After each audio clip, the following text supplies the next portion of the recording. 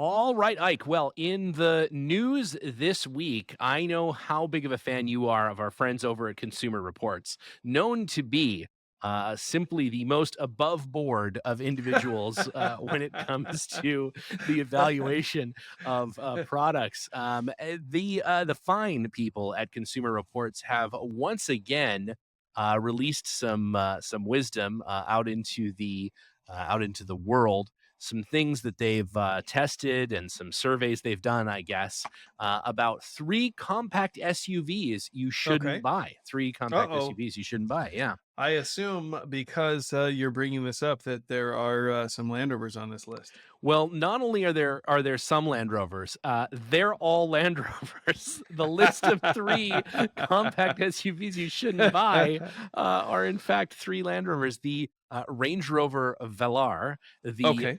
Range Rover Evoque, Okay. and the Land Rover Discovery Sport, Correct apparently. me if I'm wrong. Those are all on the same platform. Is that right? I think that's basically the same car. I think they're just like they're different flavors of the same ice cream, essentially. Okay. Yeah, like one's vanilla So, bean, one's French vanilla, and like the other one's like, I don't know, department store vanilla. I don't know. They're basically the same car. they could have put one on the list if they objected to it, and instead they just, out of spite, chose to put all three. It seems very targeted. I mean, Seems very targeted. it's Now, hard. I have to say that maybe Consumer Reports is not the best place to get your advice on what kind of car not to buy, given their history of faking tests and Yeah, results of yeah. product testing. Well, apparently these are based, at least in part, on the reviews of consumers that I guess Hmm. owned the cars that they have contacted. I'm not sure how they got to those people.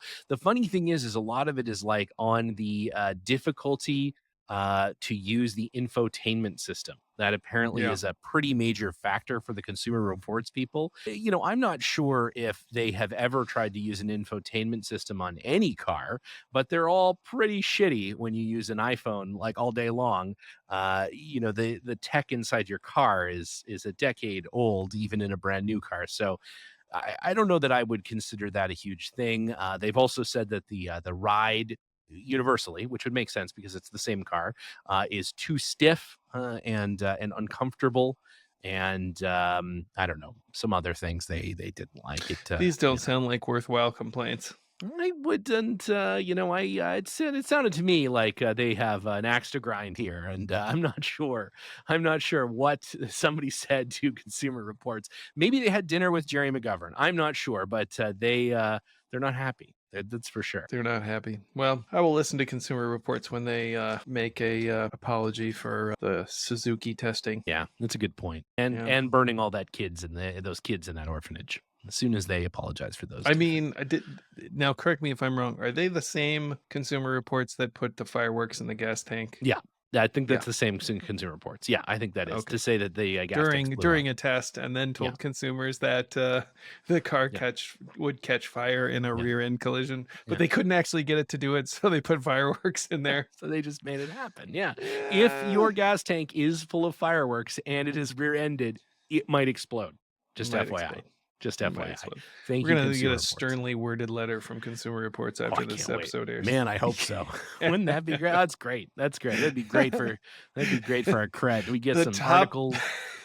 the top 3 magazines about consumer products you shouldn't read are all Consumer All Reports, Consumer Reports. They're gonna according be to like our the review. the top 3 podcasts you shouldn't listen to, and it's just us 3 times. It's just us 3 times. There are 3 Land Rover podcasts, and maybe you shouldn't listen to any of them. I don't know. I'm just That's saying. probably true. That's Us probably 3 actually true. times seems targeted, but, so looking forward to that, fight that we are starting with, Consumer Reports. So, Speaking of stupid projects, speaking you have of a stupid project in your shop. Speaking of stupid projects, we're going to start a new segment called Stupid Projects because Mhm. you and I both have people stop by the workshop Yeah, constantly, and we've got shit out everywhere doing whatever it is sure. that we're doing with that shit. Well, one of the things, as when we were at Overland Expo, which of course anybody who listened to the semi-live Back of the Van show which we're going to try to do more back of the van shows. It seems to be people are popular. We did have an audience outside of the van, so not everybody was inside of the van. Some people were Sure. outside of the van. But anyways, Van adjacent. your tiny Honda monkey bike Mhm. inspired my daughter Cooper and I to get our own little pit bike, a little trail bike. So we actually got a what is essentially a ripoff of a Coleman Oh, okay. CT200 bike. We Uh-huh. got the sort of store brand equivalent, a Massimo Motors version of that called the Warrior 200, which is based on the same sort of 197cc motor or whatever it Mhm. is, essentially a lawnmower engine and a little bike frame and everything. Except that we are undertaking we got it and we're like, well, this could be better. This could be a lot Sure. better. So Sure. we're doing some things to it. We're going to upgrade it to a CVT transmission, so Okay. that a torque converter instead of the sort of slipper clutch thing that it has in there right now, which is really garbagey and really it's kind of cuts in and out in a sort of non-favorable way. So we're going to put in a CVT, a belt-driven CVT from a go-kart. We're going to put a performance carburetor on it, and I think I'm probably going to port the engine, both intake and exhaust, because why not? I'm sure it's not ported for my high performance lawnmower carburetor, and probably put a high performance exhaust on that as well. And while I'm at it, I'm thinking I might take it. I might do a little Dakar bike treatment on it. So I think I might get some little tiny Max Tracks on there because now everything I own needs to have Max Tracks. Somehow I've slipped it. I was going through Amazon the other day. And you know how Amazon is like, hey, you might like to subscribe to this so you can save Sure. on it in the future. They offered me a subscribe and save on Max Tracks. And Oh, yeah, I don't even know who I am anymore.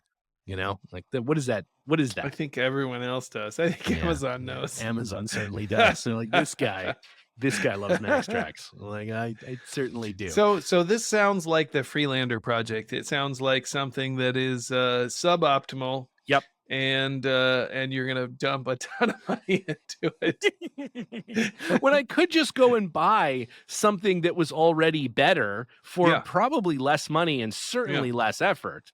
yeah. But as the old adage says, where's the fun in that? So, Yeah, well, this is that brings up a good point. It wouldn't be the stupid projects segment if it yeah, wasn't a really yeah. stupid I project. watched I watched a YouTube video earlier this week, and we'll post it in the show notes. But of a gentleman, really super creative dude. He's made like an articulated like off road dump truck thing that he like scratch built from parts of a Subaru. But he made out of I guess in the '90s there was like a essentially a six-wheeled quad that somebody made. Like, obviously, it's not a quad; it's a six-wheel drive like ATV bike. Sure. Maybe it was Honda or something. And anyways, he found it like a totaled one and turned it into a tiny, like little scale Pinscauer 6x6. He made I love it. a little body for it and he converted it to rack and pinion steering and like it is adorable. It's the cutest little tiny six-wheel Pinscauer. So much in the same way where I'm sure you could have actually bought a real 6x6 Pinscauer for less money and effort, certainly effort than he put into that. It is super fun to have a tiny little six-wheel Pinscauer. So in that same spirit, we're going to create the ultimate Dakar monkey bike. I think that's put some rally lights on the front of it. It's going to be Yeah, a great. little It's already fairing. camo. Oh yeah, for sure. Get the rally number on for it, put a little couple lights up. I have some extra Hella 500s. Now, of course, there's no alternator or anything, right? So it's just a little generator. When the engine's turning, the lights can turn on. Otherwise, there's no battery or anything. So might have to put a little battery on there, get some big rally lights on it. It's gonna be I pretty love sweet. it. Yeah, It can't sounds wait. incredibly stupid. Speaking of incredibly stupid, how goes the shop move? It is over. That is amazing news. Yeah. I didn't think it As would ever of be over. I didn't think it would as ever of be over. 7 o'clock this evening, it is officially over. Everything is moved. Wow.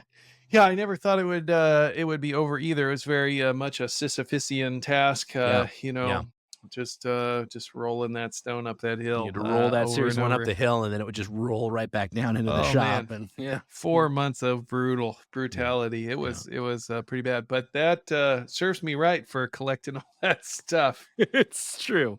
That's true. Well, at least now you have a little bit less Unimog stuff, and at least you know exactly how many sets of hood sticks and things you have now, which is I suppose good. Yeah, yeah, we had a lot of Land Rover parts. I mean, there's probably We, easier ways to do inventory, but this is one way to do it. yeah, we moved, I think 30 vehicles this weekend alone.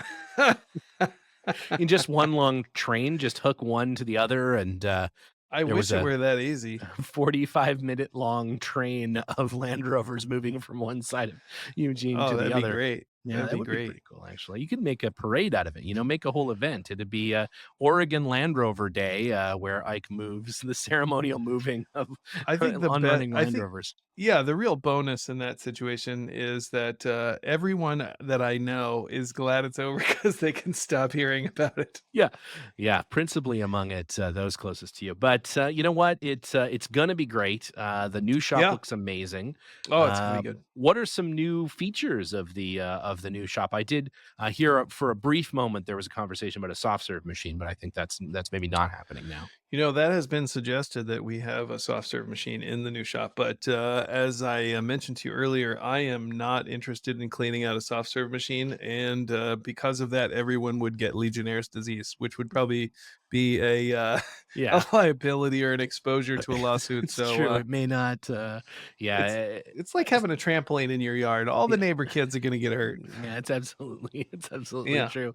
So, Y that's probably not on the list, but, our new neighbors, and this is a commercial building in town, but Right. the neighbors behind us, have horses, Ooh. and, it's very close. Their enclosure is very close to the back of the shop, so when you open up the back door to the shop, the horses can actually put their head into the shop. It's like, very much a Mr. Ed scenario.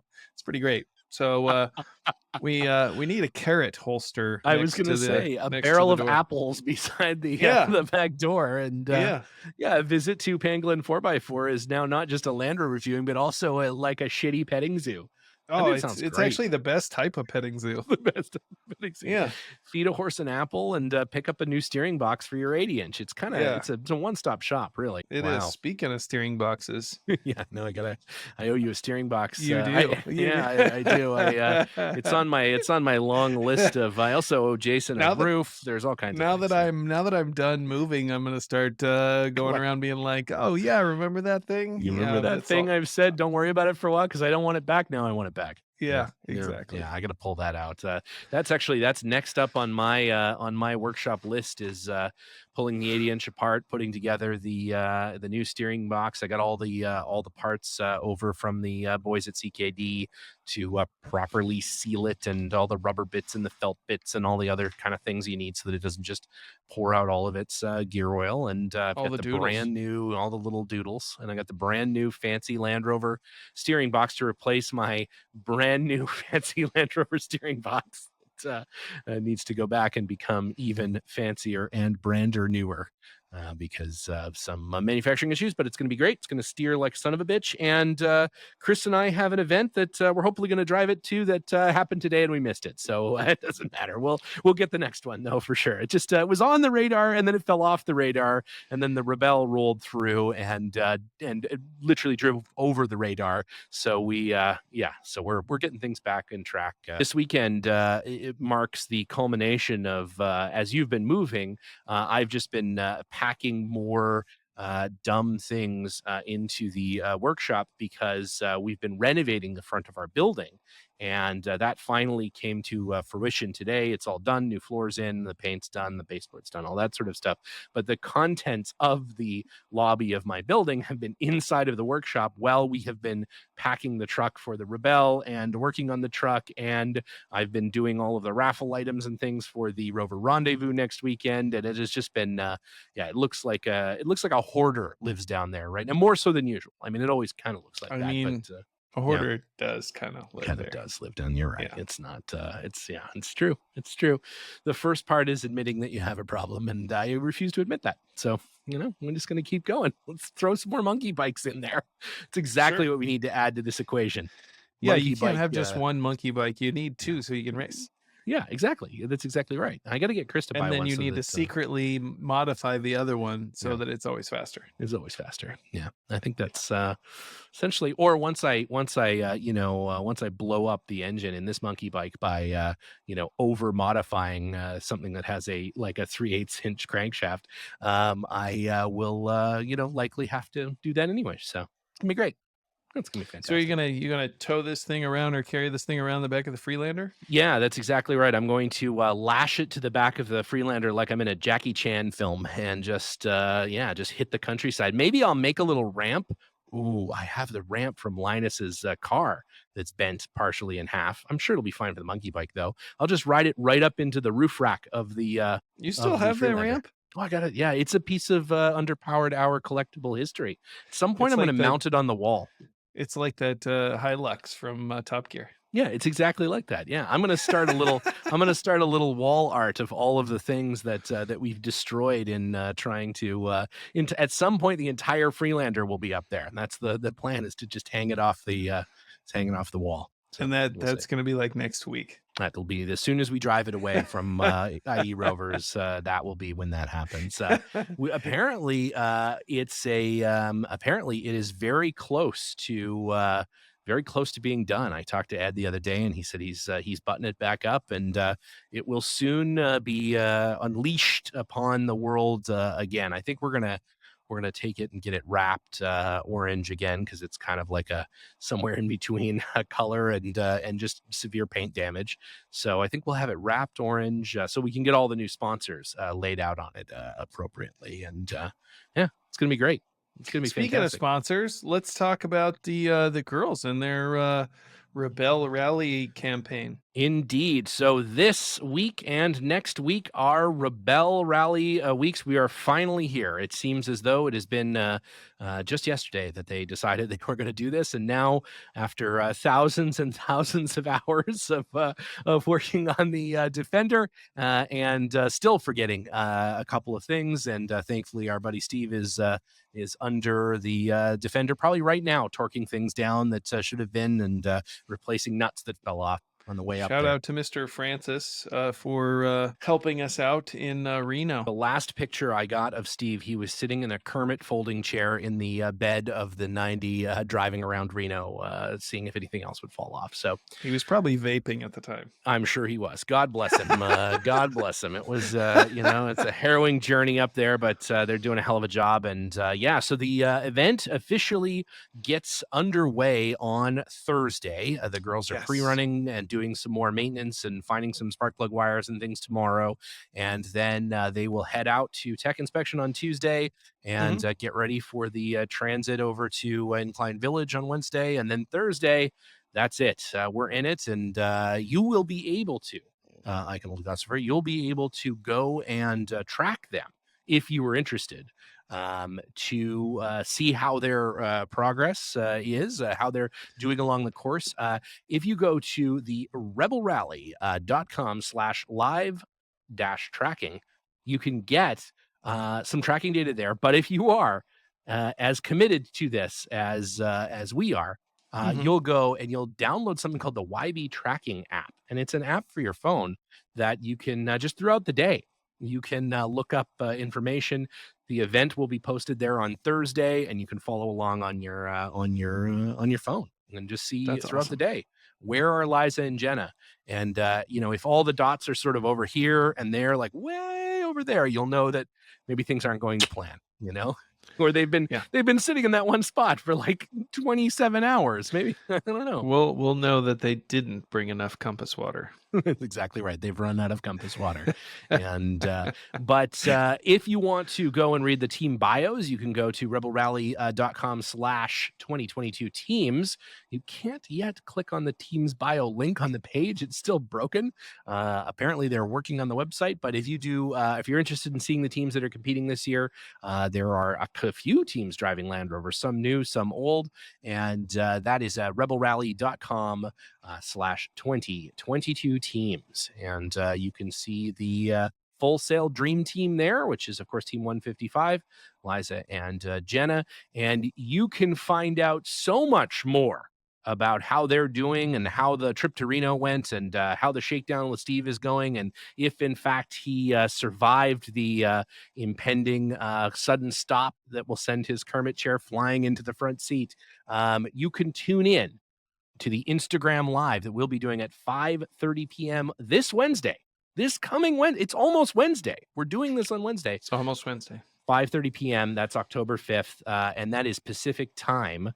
You can tune in to Instagram Live, but for those who don't Instagram Live or who are doing something else at 5:30 p.m. because it's super late at night in the UK and Australia and everywhere else, we are going to post that as Monday's show. That is Monday, October 10th.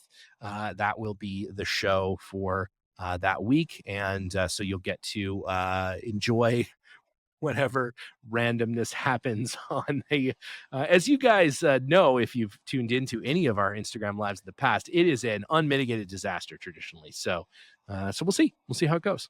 If you like disasters, tune in.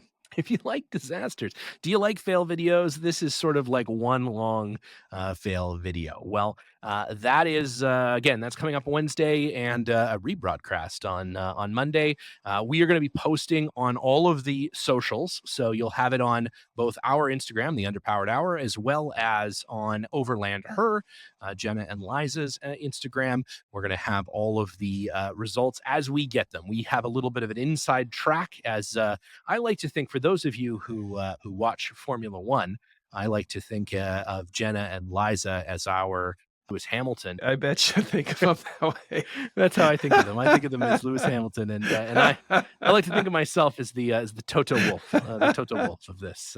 So we have we'll be getting some information directly from the rally on a daily basis, and we'll be reposting that against their wishes to all of our socials. Stay tuned on Wednesday when Steven will compare his wife further to Lewis Hamilton. I'm just saying. I mean, but he's a 7-time world champion. I mean, some of you listen to the podcast. He's looking pretty wistful right now. I'm just saying. What a bad-looking man. I'm just saying. You could do worse. You could do worse. You seem like Sebastian Vettel or some of those guys. I mean, they don't look great. Hamilton, he's a looker. He's a looker. I could have said George Russell. I mean, that guy is like all right. This is going too far. Anyways, so that is coming up on all the socials. So stay tuned. It is going to be a Rebelle fantastic week. We're going to update as often as we can, and then we will be live with Liza and Jenna in Palm Springs for the after party and for the reconstruction of whatever fell off the Defender in between Reno and the Imperial Sand Dunes on the 17th, and that show will be that'll be our show on the 18th, on Monday the 18th. So stay tuned for that, as it will be a good time. Ike and I am sure will have been asked to leave the after party by then, so we can recap our expulsion. We'll be forced by the Audubon Society to pick up R380 transmission pieces off of the dunes. That's exactly right. It will be a search and recovery mission at that point. Unfortunately, the Real Tree camo tuxedos that we had hoped to rent for the finish line party are no longer manufactured. I believe it was. I can't imagine why. Yeah, I believe it had something to do with the January 6th committee. I believe they were. I think it's something to get entanglement there. I think possibly, but unfortunately, we will not. We will not be wearing those. But we're going to come up with something equally as stupid and embarrassing. So with that, Ike, it has been a pleasure. I will talk to you live on Wednesday, and then we'll see you here in a couple of weeks. All right. Have a nice evening. See you, Steven.